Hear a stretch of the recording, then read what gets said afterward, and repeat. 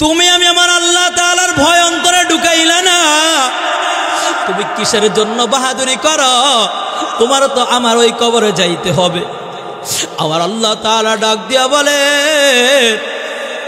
হে পয়গম্বর, আপনি আমার উম্মতদেরকে জানায়া দেন, কুল্লু নাফসিন যায়িকাতুল মাউত, প্রতিটি প্রাণীর মৃত্যুর স্বাদ গ্রহণ করতে হবে।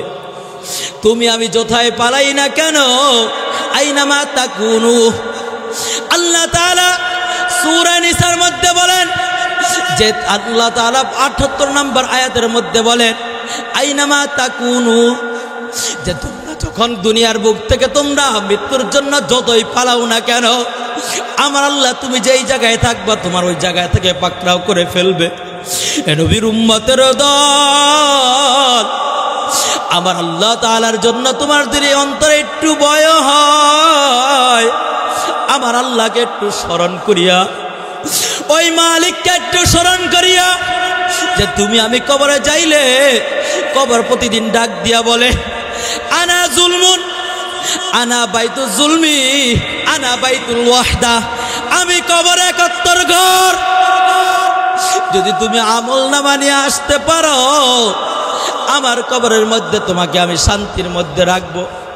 আর যদি তুমি আমল নিয়ে না আসতে পারো, তোমাকে কিন্তু আমি কবর তোমার সাথে খারাপ আচরণ করব। सूरज ने दिया अपने शुआओं के पैगाम, सूरज ने दिया अपने शुआओं के पैगाम, दुनिया है अजब चीज़, को भी सुबह को भी शान, दुनिया है अजब चीज़, को भी सुबह को भी शान, दुनिया में हो दुनिया का तलबगार नहीं हो, दुनिया में हो दुनिया का तलबगार नहीं हो, बाजार से गुजर हो खरीदार नहीं हो, बाजार से गुजर हो खरीदार नहीं हो, मकबूल तो है साजा है, काबिल तो बहुत है, मकबूल तो है साजा है, काबिल तो बहुत है, आईना के मानिंदे तो नहीं दिल तो बहुत है, आईना के मानिंदे तो नहीं दिल तो बहुत है, सुबहानक ला इल्म लना इल्ला मा अल्लमतना इन्नका अंतल अलीमुल हकीम। আল্লাহ রব্বুল আলামিনের দরবারে কৃতজ্ঞতা জ্ঞাপন করছি যে রব্বে কারীম আপনাকে আমাকে এই জান্নাতের বাগানে আসার মতো তৌফিক দিয়েছেন। এজন্য আমরা শুকর আদায় করি আলহামদুলিল্লাহ। দুরুদ ও সালাম সাইয়্যিদুল মুরসালিন রাহমাতুল লিল আলামিন হুজুর পাক সাল্লাল্লাহু আলাইহি ওয়াসাল্লামের উপর। সর্বোপরি শুকর যাদের অক্লান্ত পরিশ্রমের মাধ্যমে আজকে জান্নাতের বাগানের আয়োজন হয়েছে, যে সাউতুল হেরা হাফিজিয়া মাদ্রাসা হাফেজ ছাত্রদের পাগড়ি প্রদান উপলক্ষে তাফসিরুল কোরআন মাহফিল যে সভাপতি করিবেন আলহাজ হজরত মাওলানা নূর হোসাইন সাহেব, এবং আমার আস্থাভাজন এবং বাংলাদেশের আলোড়ন সৃষ্টিকারী বক্তা হজরত মাওলানা মুত্তাসিম বিল্লাহ হবিগঞ্জি হুজুর ইতিমধ্যে আমাদের মধ্যে উপস্থিত হয়েছেন। এজন্য আল্লাহ তাআলার দরবারে আমরা কৃতজ্ঞতা জ্ঞাপন করছি যে রব্বে কারীম আমাদের মেহমানদেরকে এবং কি আমাদেরকে এই মজলিসের মধ্যে আসা এবং বসার মতো তৌফিক দিয়েছেন। এজন্য আরেকবার শুকরিয়া আদায় করি আলহামদুলিল্লাহ। আল্লাহ রব্বুল আলামিন পবিত্র কালামুল্লাহ শরীফের মধ্যে ডাক দেয়া বলেন, হে পয়গম্বর, আপনি আপনার আমার উম্মতদেরকে জানায়া দেন, কুল্লু নাফসিন যায়িকাতুল মাউত, তোমাদের প্রতিটা প্রাণীর মৃত্যু স্বাদ গ্রহণ করতে হবে। তুমি যতই দূর পালাও না কেন, রাসূল আকরাম সাল্লাল্লাহু আলাইহি ওয়াসাল্লাম বলেন, আকসিরুজ যিকর হাযিমিল লাজ্জাতিল মাউদ। দুনিয়ার ভোগ বিলাস কি তোমাদেরকে আখিরাতকে নষ্ট করে দিল নাকি? যেই বান্দা দুনিয়ার মধ্যে থেকে বেশি বেশি মৃত্যুকে স্মরণ করবে, আল্লাহ তাআলার হাবিব বলেন ওই ব্যক্তিকে আল্লাহ রাব্বুল আলামিন জান্নাত দান করবে। সাহাবায়ে কেরামরা রাহমাতুল লিল আলামিনকে প্রশ্ন করলেন, হে রাহমাতুল লিল আলামিন, দুনিয়ার মধ্যে কোন ব্যক্তি সবচেয়ে বেশি বুদ্ধিমান? আব্দুল্লাহ ইবনে ওমর রাদিয়াল্লাহু তাআলা আনহু বলেন, আনসারী সাহাবী যখন প্রশ্ন করলেন, রাহমাতুল লিল আলামিন বললেন, তোমরা জানোনি দুনিয়ার মধ্যে সবচেয়ে বুদ্ধিমান ব্যক্তি হলো ওই ব্যক্তি যে দুনিয়ার ভোগবিলাস পাওয়ার পরেও তিনি মৃত্যুর জন্য প্রস্তুতি গ্রহণ করিয়া নেন এবং তিনি মৃত্যুর জন্য সব সময় তিনি প্রস্তুতি থাকেন। এজন্য আমরা লিল্লাহে তাকবীর, যে আল্লাহ তাআলার পয়গম্বর যে সাহাবায়ে কেরামদেরকে যখন বলছেন, যখন সাহাবায়ে কেরামরা এত জোরে আওয়াজ করলেন, তখন থেকে সাহাবায়ে কেরামরা মৃত্যুকে, রাসূল আকরাম সাল্লাল্লাহু আলাইহি ওয়াসাল্লাম বলেন যে মৃত্যুর জন্য আমি মৃত্যুর পরে সর্বপ্রথম ঘাঁটি হলো তোমার আমার কবর। কবর থেকে যখন আমি দুনিয়ার বুক থেকে চলে যাব, পয়গম্বর ডাক দেয়া বলে, হে আমার উম্মতেরা, তোমরা শুনে রাখো, তোমাদের মধ্যে সবচেয়ে বুদ্ধিমান ওই ব্যক্তি যে ব্যক্তি প্রতিদিন তিনি মৃত্যুকে স্মরণ করে এবং মৃত্যুর জন্য প্রস্তুতি গ্রহণ করে। এজন্য আমি যদি মৃত্যুর জন্য প্রস্তুতি গ্রহণ পারি, ক্ষণে ক্ষণে কবর বলে, ক্ষণে ক্ষণে কবর ডাক দিয়া বলে, হে কবর, আমাকে ক্ষণে ক্ষণে কবর ডাক দিয়া বলে, তুমি কিন্তু দুনিয়ার বুকে চিরদিন থাকতে পারবে না। তোমার ভোগ বিলাসী অর্থ সম্পদ কিন্তু আমার কাছে তুমি যতই বাহানা করো না কেন, তোমার আমার কাছে আসতেই হবে। এজন্য সাহাবায়ে কেরামরা যখন এই হাদিসের কথা শুনলে, সাহাবায়ে কেরামরা যখন এই হাদিসের কথা শোনার পর হযরত ওসমান রাদিয়াল্লাহু তাআলা আনহু, যিনি জান্নাতের সার্টিফিকেট পাওয়া সাহাবী ছিলেন, তার মতো ধনাঢ্য লোক ছিল না, সাহাবী হযরত ওসমান রাদিয়াল্লাহু তাআলা আনহু তিনি কান্না করে দিতেন যখন তিনি কোনো কবরস্থান দেখতেন, যখন তিনি কোনো কবর দেখতেন, ওই কবরের সামনে এমনিভাবে কান্না করতেন যে কোনো মাসুম বাচ্চা কান্না করতেছে। সাহাবায়ে কেরামরা বললেন, হে ওসমান, তুমি তো হুজুর পাক সাল্লাল্লাহু আলাইহি ওয়াসাল্লাম যখন জাহান্নামের বয়ান করে তখনও তো তুমি এত পরিমাণ কান্না করো না, তুমি কবর দেখলে কেন এত পরিমাণ কান্না করো? তখন ওসমান রাদিয়াল্লাহু তাআলা আনহু বলেন, আমার পয়গম্বর বলছেন, যে ব্যক্তি তুমি দুনিয়ার বুক থেকে আমি চলে যাওয়ার পর, তোমার আমার সর্বপ্রথম কবর হলো আমার ঠিকানা। এই কবরের মধ্যে আমার সর্বপ্রথম আমাকে জিজ্ঞাসা করা হবে, মান রব্বুকা, তোমার রব কে? ওমা দীনুকা, তোমার দিন কি? তোমার দিন ইসলাম পর্যন্ত তোমাকে ইসলাম ধর্মের জিজ্ঞাসা করা হবে। তোমার আবার আপনজন আত্মীয় স্বজনরা যখন আমাকে দাফন করে চলে আসবে, নবীর উম্মতের দল, আজকে জান্নাতের বাগানের আয়োজন করা হলো, কিন্তু আফসোসের বিষয় এই গাজীপুরের মধ্যে, এই মহল্লার মধ্যে কত যুবক রয়েছে, আল্লাহ রাব্বুল আলামিন সকলকে কিন্তু জান্নাতের বাগানে আসার মতো তৌফিক দেন নাই। এই জন্য বলবো, রে ভাই, আমি কেন এত বাহাদুরি করি? আমার মতো যুবক তো দুনিয়ার বুক থেকে চলে যাইতেছে। ওসমান রাদিয়াল্লাহু তাআলা আনহু এত পরিমাণ মৃত্যুকে স্মরণ করতে যে তিনি জান্নাতুল বাকিতে যারা হজ করেছেন তারা জানেন, যখন জান্নাতুল বাকিতে যাইতেন তিনি কান্নার ছেড়ে তিনি বাসায় আসতে পারতেন না, তিনি এত পরিমাণ কান্না করতেন।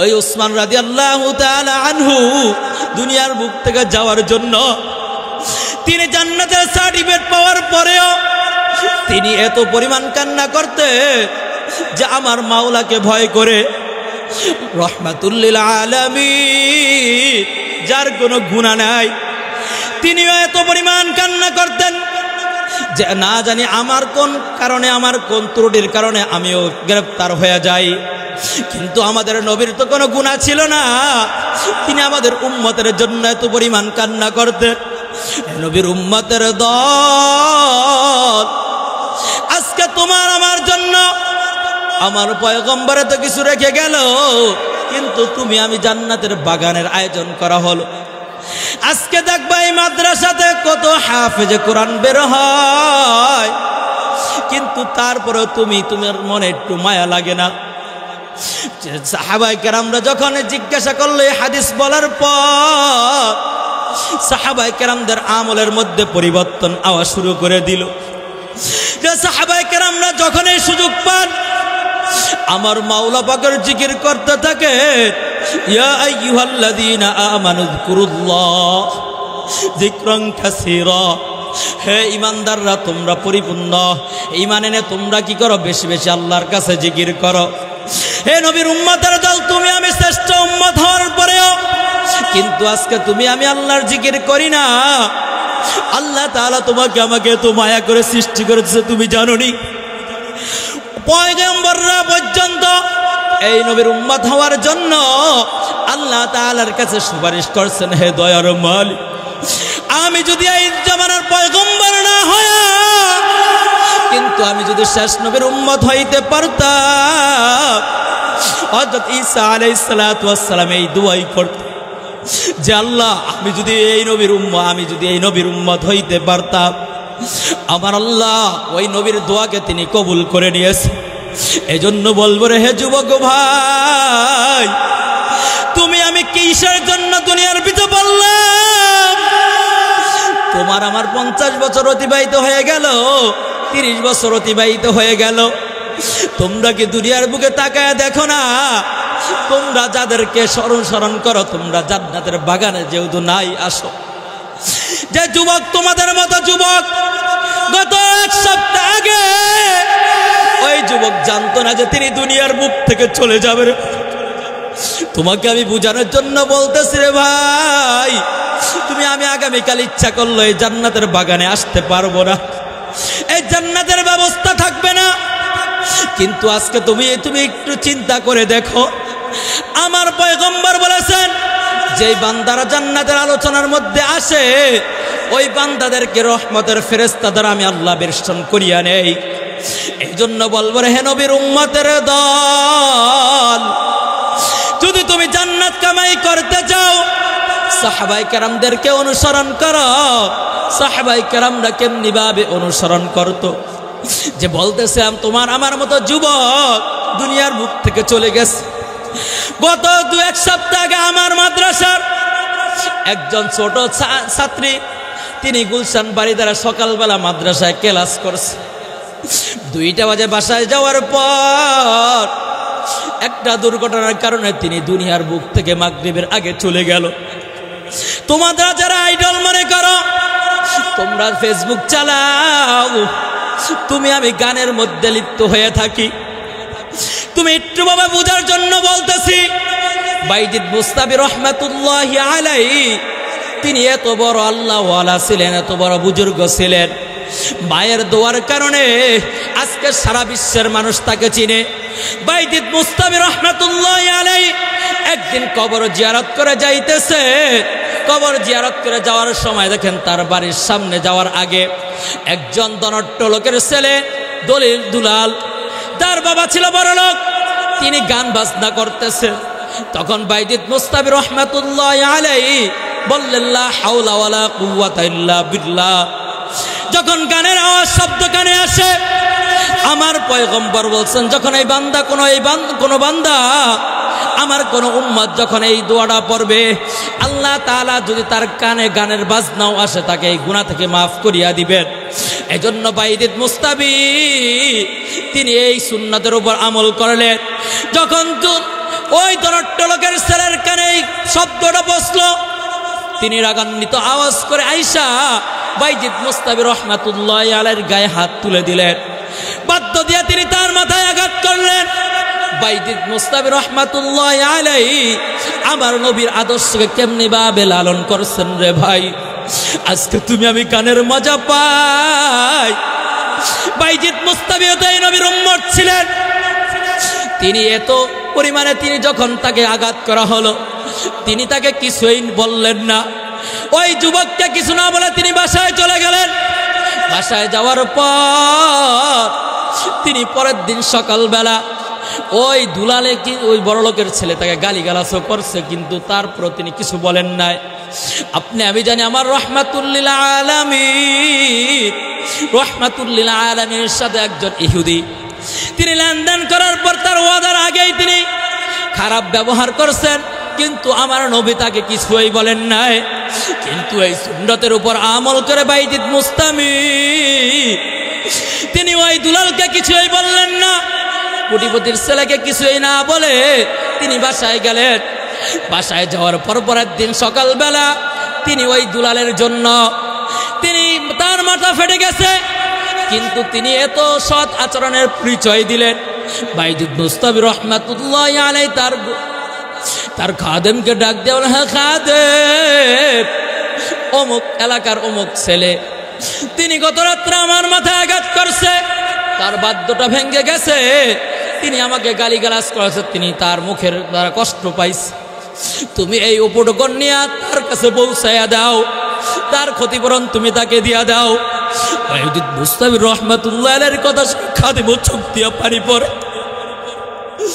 তাকে মারল, তারপরে তিনি তাকে কোনো প্রতিবাদ না করে তিনি ওই দুলালের কাছে চলে গেলেন। ওই ছেলের কাছে যাওয়ার পর এখন ওই ছেলে ডাক দিয়া বলতেছে, খাদেম ডাক দিয়া বলতেছে, হে সাহেব, আপনার জন্য গত রাত্রে আমার মালিক আমার হুজুর আপনার সাথে একটু খারাপ আচরণ করার কারণে আপনার যে বাদ্যটা ভেঙে গেছে, আপনার কিছু আপনার মুখের দ্বারা মিষ্টি হওয়ার কারণে আপনার জন্য মিষ্টি পাঠিয়েছে, আপনার জন্য কিছু তার ক্ষতিপূরণ পাঠাইছে।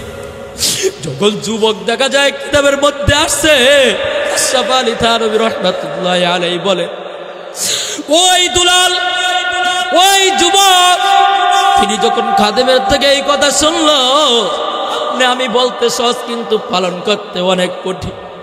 আজকে আপনাকে একটা গালি দিলে বাবা সহ্য করতে পারি না, আপনাকে মারার তো দূরের কথা। আমার পয়গম্বর আলাইহিস সালাতু ওয়াস সালামের অনুসরণ করে ওই যুবক যখন দেখলো খাদেম এই কথা বলল, ওই যুবক কান্না করে বলতেছে, ও ভাই, তুমি আমাকে বাইজিদ মুস্তাবির কাছে নিয়ে যাও। তিনি যায় তার দরবারে কান্না করতেছে আর বলতেছে, হুজুর আমাকে মাফ করিয়া দেন। তোমাদেরকে বোঝানোর জন্য বললাম রে যুবক, তুমিও যুবক আমিও কিন্তু যুবক। আজকে তুমি গুনার কাজের মধ্যে লিপ্ত রয়েছ। আমাদের বাংলাদেশের মধ্যে একজন ফেসবুকে একজন কয়টার তাকে যারা কন্টেন্ট ক্রিয়েটর করে, ওই সন্তান সাউন্ড জানতো না, তার বন্ধু বান্ধবকে নিয়ে কক্সবাজার গেছে। ওই সন্তান যদি জানতো যে আমি 2 ঘন্টার পরে দুনিয়ার বুক থেকে চলে যাব, তিনি কোনোদিন গান বাজনা শুনতো না। কিন্তু দেখা যায় তার ফেসবুকে গান চলতেছে। কিন্তু ওই দাদা, আল্লাহ আমাদেরকে কেউকে এই মৃত্যু দান করিও না। ওই বান্দা কিন্তু যখন কক্সবাজার থেকে আসতে লাগলো, চিটাগাং রোডের মধ্যে বন্ধুরা সবাই মিলে বাইক চালায়, চালানোর পর তিনি হঠাৎ অ্যাক্সিডেন্ট করে দুনিয়ার বুক থেকে চলে গেল।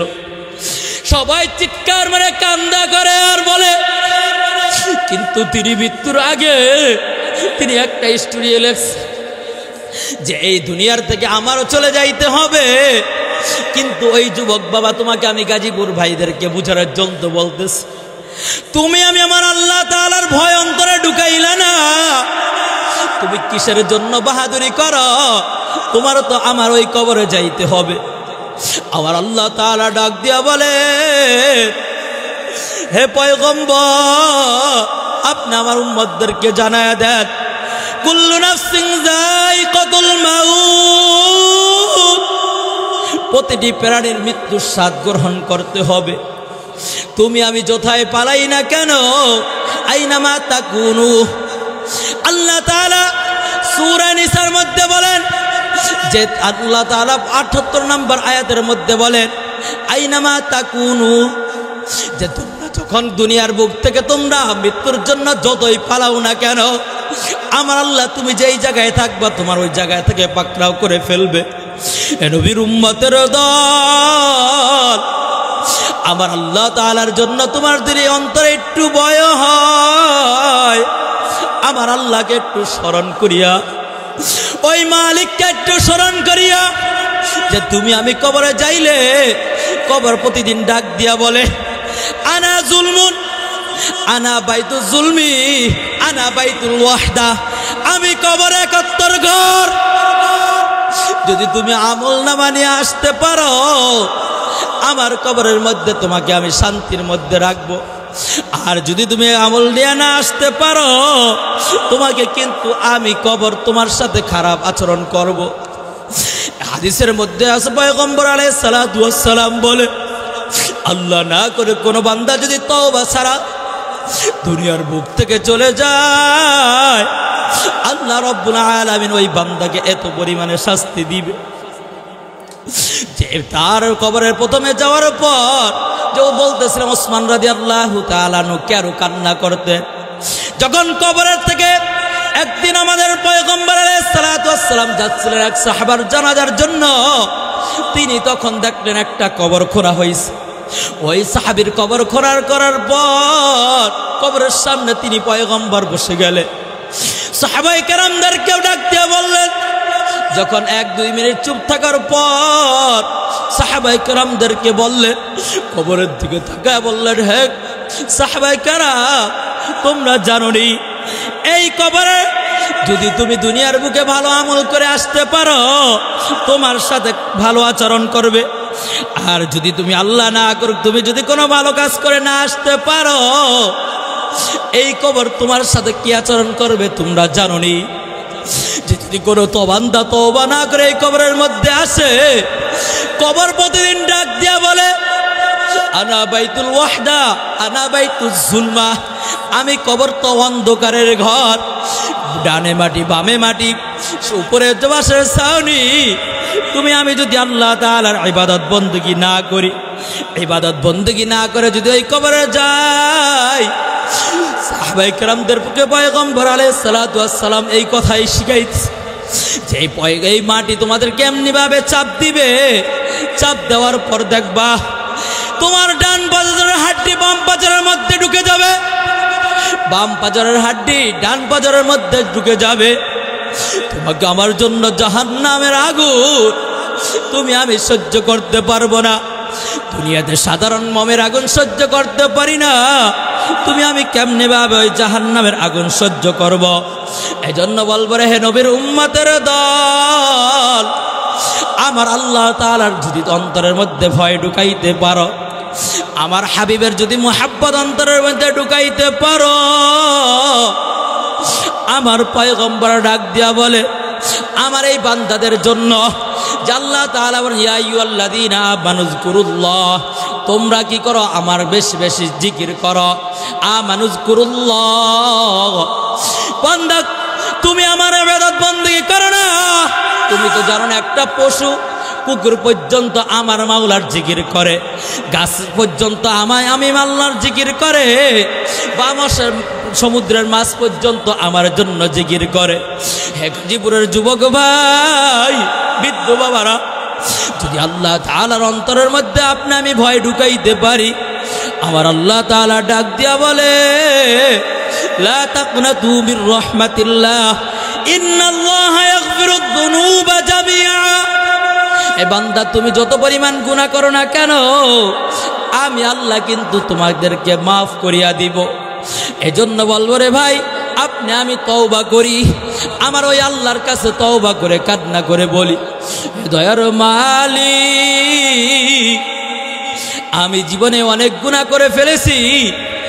আমি যুবক ভাইদেরকে বলবো, আমার পর্দালের মা বোনদেরকে বলবো, আপনি আমি গুনাহ করে ফেলেছি, অনেক খারাপ কাজ করে ফেলেছি। যদি আমার সন্তান জানতো, আমার স্বামী জানতো, আমাকে রাখতো না।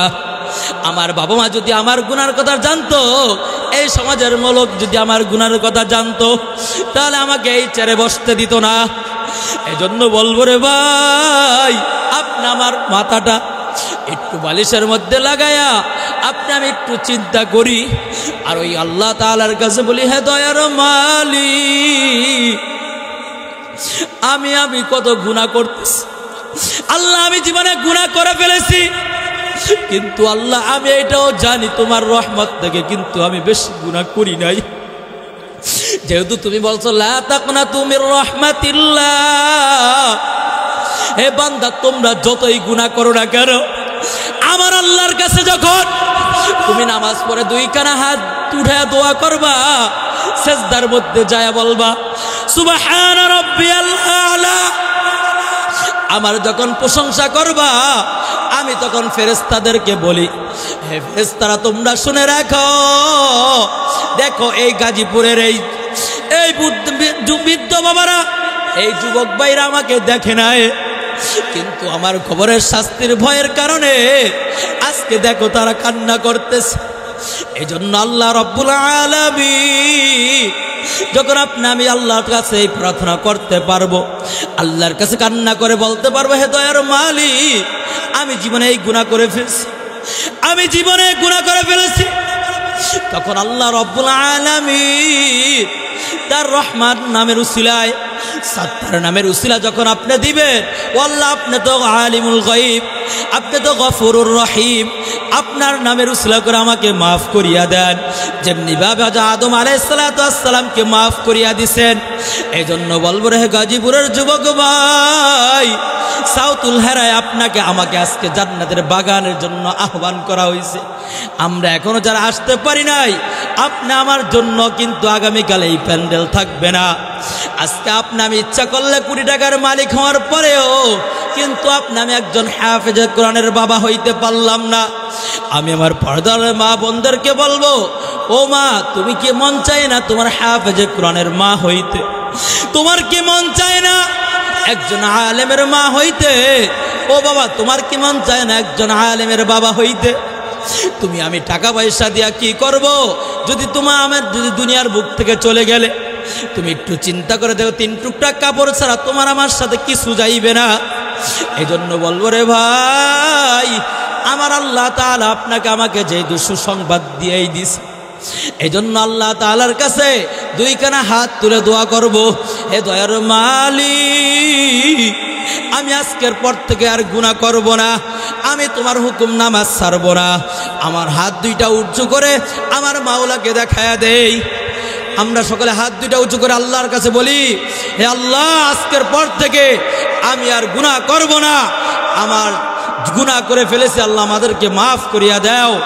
এজন্য আমি আমার যুবক ভাইদেরকে বলবো, আপনার জন্য আজকে জান্নাতের বাগানের একটা ব্যবস্থা করা হয়েছে। এই জান্নাতের বাগান কালকে থাকবে না।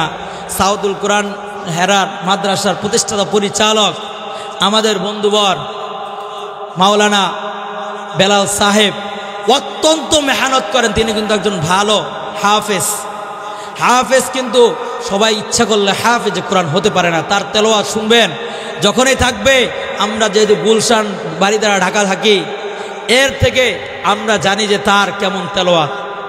এর জন্য আমার সন্তানকে যে মাদ্রাসায় ভর্তি করার আগে দরকার নাই, যা দেখবেন যে আমার সন্তানকে আজকে দেখবেন এখানে জানাজার নামাজ পড়াবে, কত ছোট মাসুম বাচ্চারা পাগড়ি নিয়ে নেবে। এজন্য আমরা পারবো না আল্লাহ তাআলার কাছে এই দোয়া করতে যে আল্লাহ আমার সন্তানকে আমি হাফেজ বানাবো, আল্লাহ তুমি কবুল করিয়া নাও। এই উসিলায় আল্লাহ রব্বুল আলামিন যে আমাদের প্রত্যেককে, আমাকে সহ আমাদের প্রত্যেককে আমল করার তৌফিক দান করেন।